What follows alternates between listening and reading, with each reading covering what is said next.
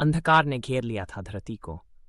राक्षसों के अत्याचार से मंदिरों के शिखर टूट रहे थे, गांवों की चिताएं धधक रही थीं। आकाश में काले बादलों के पीछे सूर्य भी छिप गया था। पृथ्वी की करुण पुकार सुनकर देवता भी विचलित हो उठे। यह था वह क्षण जब अधर्म के साम्राज्य ने धर्म को घुटनों पर ला दिया था। स्वर्ग के द्वारों पर देवताओं के वस्त्र फटे हुए थे, उनके शरीरों पर युद्ध के घाव थे। इंद्र का वज्र टूट चुका था, यमदूतों की डंडे मुड़ गए थे। सभी की निगाहें शिवजी की ओर थीं, जो गहरे ध्यान में डूबे हुए थे। उनके मौन में छिपा था एक निर्णय, एक आशा, एक अंतिम उपाय। तभी अचानक एक ज्वाला प्रकट हुई। पार्वती का सौम्य रूप क्षण भर में बदल गया। उनकी आंखें लाल हो गई, त्वचा गहरे नीले रंग की और गले में मुंडमालाएं प्रकट हो गईं। काली देवी ने अपना विशाल रूप धारण कर लिया। उनके हाथों में चमकते हुए अस्त्रों से सारा आकाश प्रकाशित हो उठा। देवताओं की आशाएं फिर से जाग उठीं। युद्ध का मैदान कंप रहा था काली देवी के प्रचंड रूप से। उनकी तलवार से राक्षसों के शरीर धड़ाधड़ कट रहे थे।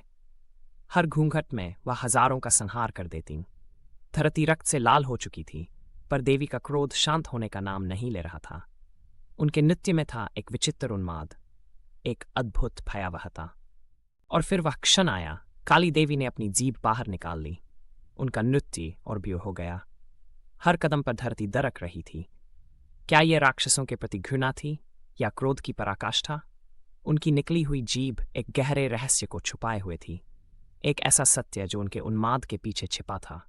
राक्षसों का वध हो चुका था, पर काली देवी का तांडव रुकने का नाम नहीं ले रहा था। उनका शरीर कंपा रहा था, आंखों से अग्नि निकल रही थी, हर दिशा में आग फैल रही थी। देवता डर गए। क्या यह शक्ति अब सृष्टि के लिए ही खतरा बन जाएगी? काली का क्रोध अब अनियंत्रित हो चुका था और कोई उसे रोक नहीं पा रहा था। तभी शिवजी ने एक अद्भुत कार्य किया।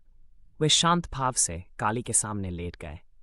जैसे ही देवी का पैर उनके सीने पर पड़ा, शिव की आंखों में कोई भय नहीं, केवल अपार प्रेम था। उस पल काली की नजरें अपने पति पर पड़ीं और कुछ टूट सा गया। उनका उन्माद थमने लगा। क्या यह प्रेम था जिसने शक्ति को नियंत्रित किया? काली देवी ने अपनी निकली हुई जीभ को देखा। क्या यह उन्हें अपने क्रोध पर लज्जा का एहसास था, या फिर यह एक गहन प्रतीक था, जीभ जो अहंकार को निगल जाती है? शायद यह हम सबको सिखाती है कि क्रोध में भी चेतना बनी रहनी चाहिए। उनका यह रूप हमें याद दिलाता है कि शक्ति और संयम का संतुलन ही सच्ची विजय है। धीरे धीरे काली देवी का रूप बदलने लगा। उनकी आंखों का लाल रंग कम हो गया, हाथों के अस्त्र विलीन हो गए। शिवजी के साथ वह पुनः पार्वती बनने लगीं। आसपास की आग बुझ गई और धरती पर शांति छा गई। राक्षसों का अंत हो चुका था, पर अधिक महत्वपूर्ण था, अंधकार और प्रकाश का संतुलन फिर से स्थापित हो गया था। काली देवी का ये रूप हमें एक गहन सीख देता है।